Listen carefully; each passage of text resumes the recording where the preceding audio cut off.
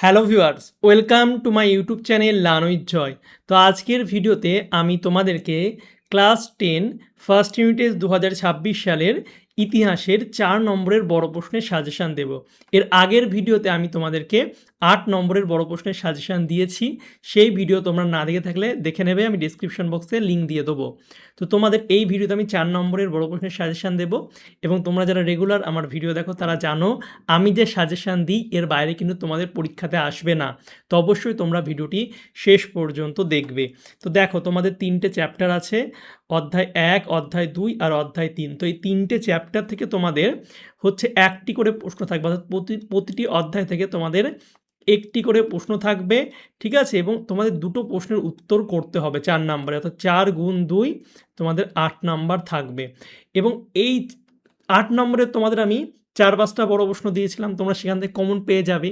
কিন্তু 4 নম্বরের বড় প্রশ্ন কিন্তু একটু ঝামেলা, কারণ এখানে 3টে প্রশ্ন থাকে, 2টো প্রশ্নের উত্তর করতে হয়। তো আমি তোমাদের প্রতিটা চ্যাপ্টার থেকে মোটামুটি যেগুলো পরীক্ষা আসতে পারে সেগুলো বলে দেবো, এবং ভিডিও শেষে মাত্র 3-4টে প্রশ্ন পড়লেই তোমরা কিভাবে কমন পাবে সেই ট্রিক্সটাও বলে দেবো। ওকে? তো তোমরা অবশ্যই ভিডিওটি শেষ পর্যন্ত দেখবে, স্কিপ না করে। আর যারা চ্যানেলে নতুন আছো তারা অবশ্যই সাবস্ক্রাইব করে পাশের যে বেল আইকন আছে সেটা টিপে নোটিফিকেশানটাকে অল করে দেবে। তাহলে আমি যখনই নতুন নতুন ভিডিও ছাড়বো তোমাদের কাছে সবার প্রথম সেই ভিডিও নোটিফিকেশান চলে যাবে। আর ডিসক্রিপশন বক্সে আমার হোয়াটসঅ্যাপ গ্রুপ, টেলিগ্রাম গ্রুপ সব কিছুর লিঙ্ক দেওয়া আছে, তোমরা কিন্তু জয়েন হয়ে যাবে। ওকে? আর প্লে স্টোর থেকে আমার অ্যাপ লার্ন উইথ জয় তোমরা ডাউনলোড করে নেবে, ওখানে তোমরা বিভিন্ন কোর্স, পিডিএফ সব কিছু কিন্তু পেয়ে যাবে। তো চলো এবার আমরা মেন ভিডিও শুরু করি। দেখতে পাচ্ছ অধ্যায় 1 থেকে প্রথম যে প্রশ্নটা খুব ইম্পর্টেন্ট, সেটা হচ্ছে নারী ইতিহাস চর্চার বিভিন্ন ধাপগুলি আলোচনা করো, অথবা নারী ইতিহাসের ওপর একটি টিকা লেখো। এটা মাধ্যমিক 2017 সালে এসেছিল এবং প্রশ্নটা ভীষণ ইম্পর্টেন্ট। এরপরে হচ্ছে আধুনিক ভারতের ইতিহাসের উপাদান হিসাবে বিপিনচন্দ্র পালের লেখা আত্মজীবনী 70 বৎসর এর গুরুত্ব কী?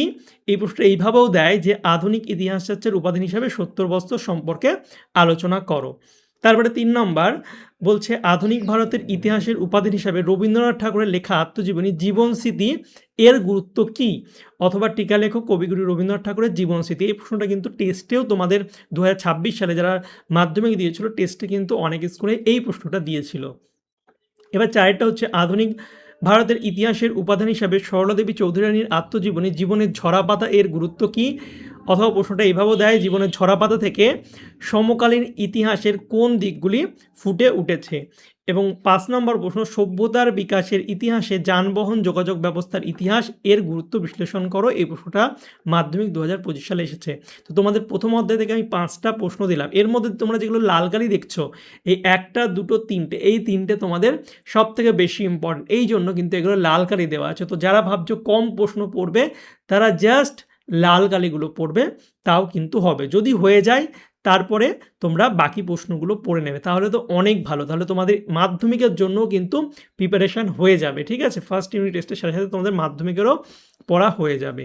এবার অধ্যায় 2 থেকে তোমাদের যেগুলো ইম্পর্টেন্ট প্রশ্ন সেগুলো হচ্ছে এই হুতম প্যাঁচার নকশা। এই প্রশ্নটা কিন্তু ভেরি ভেরি ইম্পর্টেন্ট, এটা 2018 সালেও মাধ্যমিকে এসেছিল। এবং তোমাদের দীনবন্ধু মিত্রের যে নীলদর্পণ নাটক, ঠিক আছে, এখানে যে সমাজচিত্র, বাংলা সমাজচিত্র কীভাবে প্রতিফলিত হয়েছিল এটা কিন্তু ইম্পর্টেন্ট, এটাও 2019 সালে এসেছিল। তারপরে লর্ড মেকলে কে কি এদেশে পাশ্চাত্য শিক্ষার প্রবর্তক বলা যায়? এটাও 2022 সালে এসেছিল, ইম্পর্টেন্ট প্রশ্ন। তারপর উডের ডেসপ্যাচ, এটা তো ভেরি ভেরি ইম্পর্টেন্ট, তোমাদের রেড কালি দেওয়া আছে, 2020 সালে এসেছিল এবং প্রশ্নটা যেভাবে আসতে পারে আমি কিন্তু 3-4 ভাবে তোমাদের লিখে দিয়েছি। তারপরে 19 শতকের বাংলার নারী সমাজের বিকাশে বামাবোধিনী পত্রিকার ভূমিকা, এটা মাধ্যমিক 2024 সালে এসেছিল, ইম্পর্টেন্ট প্রশ্ন। তারপরে বাংলার পাশ্চাত্য শিক্ষা বিস্তারে রাজা রামমোহন রায়ের ভূমিকা, এটা 2023 সালে এসেছিল, ইম্পর্টেন্ট প্রশ্ন। তারপর 19 শতকে বাংলায় নারী শিক্ষা বিস্তারে রাজা রাধাকান্ত দেব কীভাবে ভূমিকা গ্রহণ করেছিলেন, এটা 2022 সালে এসেছিল। তো তোমাদের এখানে এই যে লাল কালিগুলো সেগুলো একটু বেশি ইম্পর্টেন্ট, তো তোমরা এই প্রশ্নগুলো অবশ্যই ভালো করে পড়বে। এবার ৮ নম্বর হচ্ছে তোমাদের নারী শিক্ষা বিকাশে ড্রিঙ্ক ওয়াটার বেথুনের ভূমিকা। এটা মাধ্যমিকের ২০১৬ সালেও এসেছিল ৮ নম্বরে। তো ৪ নম্বরে আসতে পারে, এমন কোনো কথা নেই যে ৮ নম্বরে এসেছে বলে তোমাদের 4 নম্বরে আসবে না। তো এই প্রশ্নটা তোমরা একটু পড়ো, ২০১৯ সালে কিন্তু মাধ্যমিকে এসেছিল।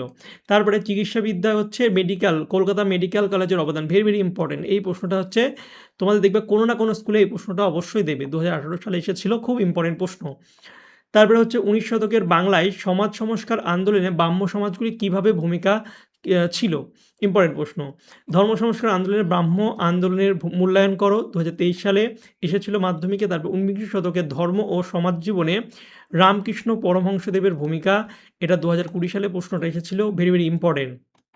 তারপরে স্বামী বিবেকানন্দ নব্য বেদান্ত সম্পর্কে কী জানো, বা স্বামী বিবেকানন্দ ধর্ম সংস্কার আন্দোলনের আদর্শ।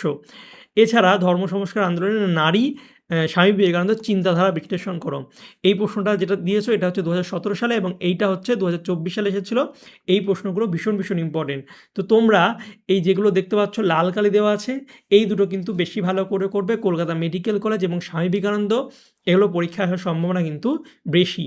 এবার অধ্যায় ৩ থেকে দেখো, অধ্যায় ৩ থেকে হচ্ছে ঔপনিবেশিক সরকার অরণ্য আইন প্রণয়ন করেন কেন, ইম্পর্টেন্ট প্রশ্ন। লাল কালি দেওয়া, মাধ্যমিকে দুবার এসেছে, ১৮ সালে এবং ২২ সালে। এই প্রশ্নটা কিন্তু কোনো না কোনো স্কুলে তোমাদের দেবেই, তোমরা মিলিয়ে নেবে। তারপরে বিদ্রোহ অভ্যুত্থান এবং বিপ্লবের ধারণাটি ব্যাখ্যা করো, ২০২৩ সালে মাধ্যমিক কিন্তু এসেছিল। তারপরে সাঁওতাল বিদ্রোহ কোনো না কোনো স্কুলে দেবেই, 100%, খুব ইম্পর্টেন্ট একটা প্রশ্ন, ২০১৭ সালে এসেছিল। অবশ্যই তোমরা সবাই ভালো করে প্রশ্নটা পড়বে।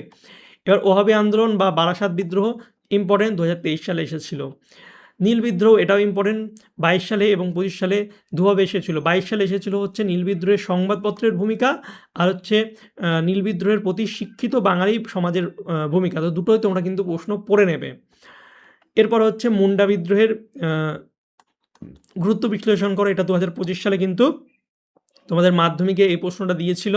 এবং সন্ন্যাসী ও ফকির বিদ্রোহের সংক্ষিপ্ত আলোচনা, এটা ২০২৫ সালে ৮ নম্বরে দিয়েছিল। এবার ৪ নম্বরে কিন্তু আসার সম্ভাবনা তোমাদের আছে। তো অবশ্যই এই প্রশ্নগুলো ভালো করে পড়বে। এর মধ্যে যেগুলো লাল কালি দেওয়া, সেগুলো তোমরা একটু ভালো করে পড়ার চেষ্টা করবে, ঠিক আছে, যেগুলো লাল কালি দেওয়া আছে। আর তোমরা যারা ভাবছো এত পড়বে না, তারা কি করবে, তারা তোমরা জাস্ট কি করবে, তোমরা হচ্ছে এই যে কোনো দুটো চ্যাপ্টার পড়বে। যেমন তোমরা হচ্ছে ইতিহাসের ধারণা, এখান থেকে মাত্র 3টে প্রশ্ন পড়বে। যারা ভাবছো বেশি পড়বেন, এটা তাদের জন্য। যারা রিস্ক নেবে তাদের জন্য। যারা রিস্ক নেবে না তারা সব পড়বে, দেখবে কমন পেয়ে যাবে। আর যারা ভাবছো রিস্ক নেবে, কম পড়বে, বেশি পড়তে পারবে না, তাদের জন্য এটা হচ্ছে টিপস অ্যান্ড ট্রিক্স। সেটা হচ্ছে প্রথম অধ্যায়টা পড়বে, মাত্র 3টে প্রশ্ন, এবং সেকেন্ড অধ্যায় তোমরা বাদ দেবে, এবং 3 নম্বর অধ্যায় পড়বে, এখান থেকে 5টা প্রশ্ন, লাল কালিগুলো। তো এই মোটামুটি 8টা প্রশ্ন পড়লে আশা রাখছি তোমরা কমন পেয়ে যাবে। আর চেষ্টা করবে এই অধ্যায় 2 এর যেগুলো লাল কালি দেওয়া আছে 3, আর হচ্ছে এখানে ধরে নাও হচ্ছে 5টা, তো এটা একটু পড়ে নেবে। তো 5 আর 3 8 এবং 10, মাত্র 12 থেকে 13টা প্রশ্ন লাল কালি আছে। তোমরা ভালো করে পড়বে, দেখবে এর মধ্যে তোমরা হামেশাই কমন পেয়ে যাবে। 3টে প্রশ্ন কমন আসবেই তোমাদের, দুটো তোমরা অনায়াসে লিখে দিতে পারবে। তো অবশ্যই তোমাদের পরীক্ষায় অনেক সময় আছে, এই প্রশ্নগুলো তোমরা ভালো করে এখন থেকেই কিন্তু তৈরি করতে থাকো। আর তোমাদের অন্য কোনো সাবজেক্টের সাজেশান লাগলে আমাকে কমেন্ট করে অবশ্যই তোমরা জানাবে। ভিডিওটা কেমন লেগেছে সেটাও কিন্তু কমেন্ট করে জানাবে।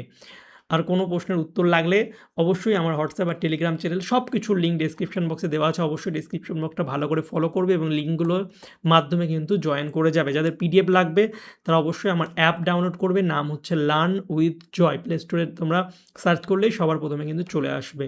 ওকে, তো চলো বাই, দেখা হবে তোমাদের সঙ্গে পরের একটা ভিডিওতে। Thank you for watching my videos.